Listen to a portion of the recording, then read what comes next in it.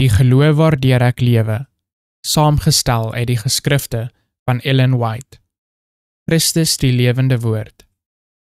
En die woord het vlees geword en het onder ons gewoon, en ons het sy heerlikheid aanskou, 'n heerlikheid soos een van die eniggeborene wat van die Vader kom, vol van genade en waarheid.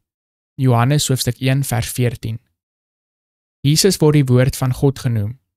Hy het die wet van sy Vader aanvaar, die beginsels daarvan in sy lewe uitgeleef, die gees daarvan gemanifesteer en die weldadige krag daarvan in die hart getoon.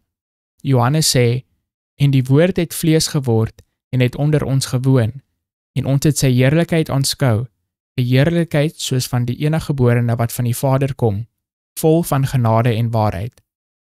Alles wat die mens van God moet weet of kan weet, is geopenbaar in die lewe en karakter van sy seun. Christus het die mensdom op hom geneem en een geword met die mensdom, en terselfdertyd ons hemelse Vader aan sondige mense geopenbaar.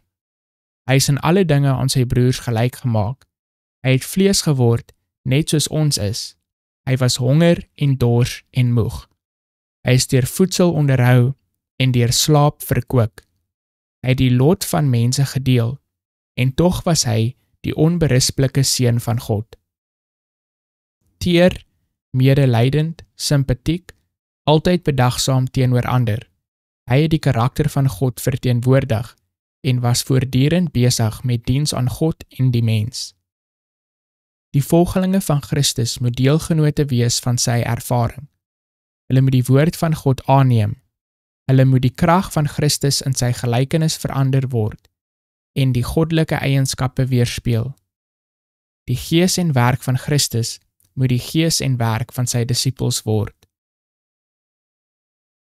In die studie van die Bybel eet die bekeerde siele die vlees en drink die bloed van die Seun van God, wat hy self interpreteer as die ontvangs en doen van sy woorde, wat gees en lewe is.